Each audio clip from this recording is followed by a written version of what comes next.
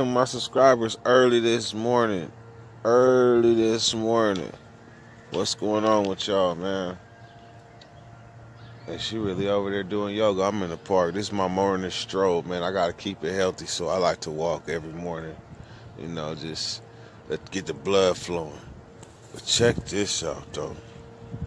One of my one of my one of my new subscribers, he wanted to know about probably one of the best riots, I guess you could say, or craziest ones. This is one, right? I ain't gonna say what prison, but it was the Bulldogs and the White Boys. The Bulldogs and the White Boys.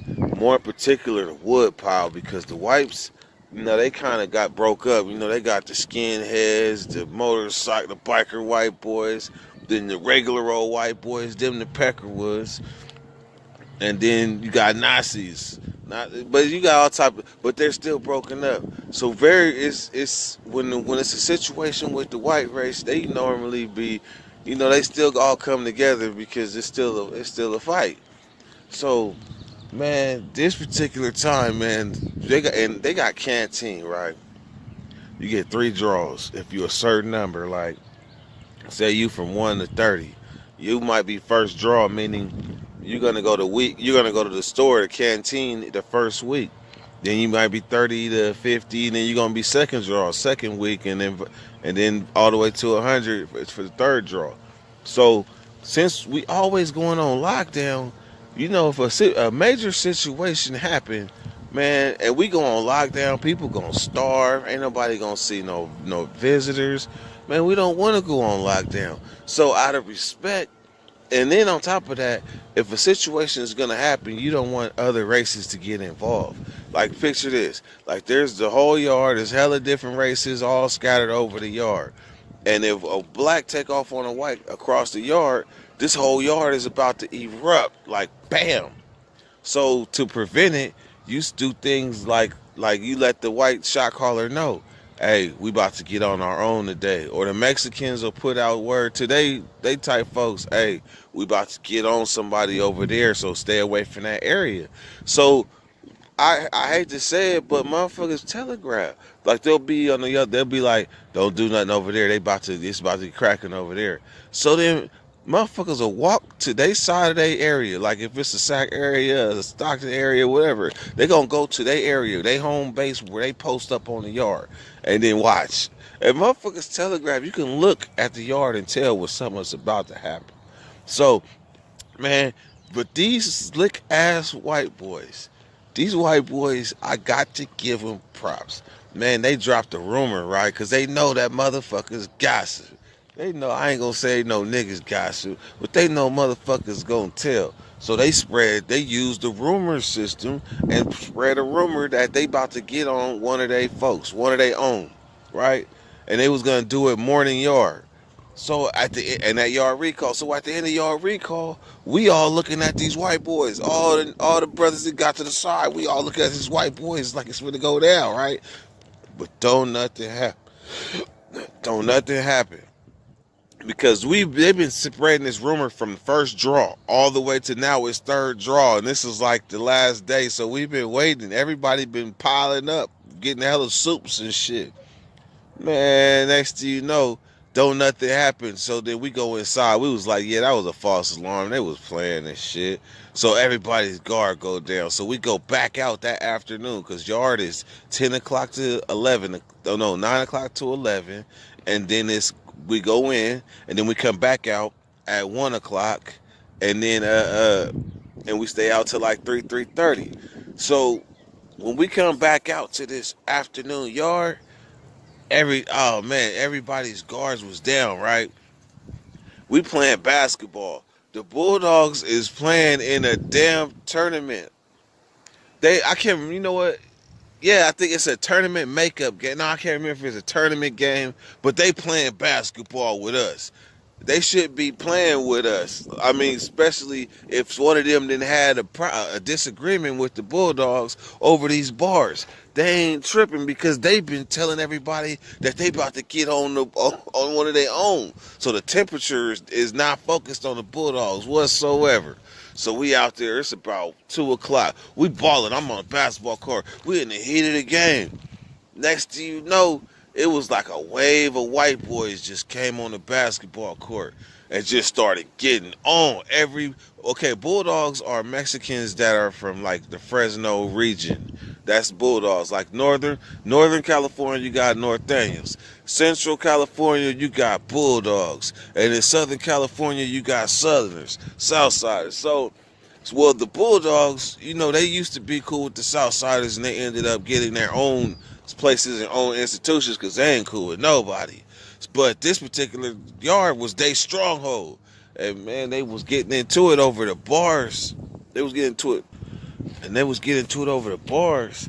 And cause blacks have bars, Crips have bars, the Bloods have bars, the Bay have bars, but really it's black, Mexican, white boy, others. But there was only like 3, and it was a disagreement like who gets what. But that was going on behind the scenes. So I guess in the white boys' mind, they like, well, fuck it, we'll get y'all off this yard altogether. And man, when they took off on that basketball court, I seen they meant business, because even the Bulldogs that was out there with like crutches and shit, even though them crutches and shit turned to be weapons and shit, but they was stabbing even them up. I'm talking about, I had no idea what was going on the yard because I was so involved in this basketball game. Man, these white boys had made their way. They was stabbing Pisces too. So that means they was stabbing the Bulldogs and the Pisces, because the Pisces and the Bulldogs is really they 2 separate entities in prison. But the white boys was getting it. They was Mexican. You can get it. You speak Spanish. You can get it too. And man, when it was all said and done, the basketball court was actually like the last final hurrah. Because they had put in work all over the yard. There was Bulldogs just laid out. I don't know how the tower didn't see what the hell was going on. I don't know how, but they managed to just systematically work their way through the whole yard, stabbing and stomping out every Mexican on that yard, every Bulldog on that yard. And then the basketball, because it's built in a circle. It's built in a circle similar to this, but it's built in a circle. And then it's lined, because it's a 180 design yard. So it got the catwalk and it's surrounded by the buildings. But it's nowhere in hell 4 buildings and the catwalk did not see these white boys going to work. And man, they did their thing. When it was all said and done and the yard finally went down, and I respect the white boys, they didn't make one move toward not one black. It was serious. And so what ended up happening is when the yard go down, and they just start getting the gurney, bringing the gurneys. They're like, we need a gurney for this one. We need a gurney for that one. We need a gurney for this one. Man, they ran out of gurneys damn near. They had stabbed so many Bulldogs. It wasn't even, it got sad after a minute. But man, that shit happened at 1 something, 2 something. Man, we was still out on the yard at like 6:30, 7 o'clock, because they had to process. That was just too much. Man, so as far as like the worst riot, that's not the worst one I seen, but that was absolutely the most cleverest one I seen. The most cleverest one. They said, we're gonna get our own, made other races pile up, thinking that they was about to get their own, and they was really gonna get the other Bulldog, the Mexicans from Fresno all the while. That was slick. They used the rumor system against motherfuckers. Dirty weather. Go. One time in Solano, the Pisces did their thing too, real quick. They got into it they was plotting on the blacks all the while. We had no idea, man. They was playing soccer next to where the blacks kick it at, and they kicked the soccer ball over to the blacks, right? And so I get, and when a nigga threw the soccer ball back to him, they was, they grabbed the soccer ball. And then they went to playing again. Except this time when the soccer ball came toward where the blacks was, it was a whole wave of Pisces, and they was with all the business. Man, it was blacks walking around Solano with slice wounds for years after that riot, because it was sad. I mean, blacks was going to help blacks and getting sliced up theyself. It was a dude had a slice wound all the way from the top of his face all the way down to his chest, and then from the top of his head all the way down to his back for helping somebody else. That was ugly. Shit. One time the Asians got into it with the Northerners, and the Asian dude, well, he was like a Northerner slash Asian. That's what it was over. But he got his eye stabbed out. I'm talking about like some shit out the Simpsons, like some shit off of motherfucking Family Guy. Like a motherfucker stabbed, boop, his eyeball came out. His name was Puka. Puka said he could when the eye came out. He said he could. I talked to him after. He said he could see still.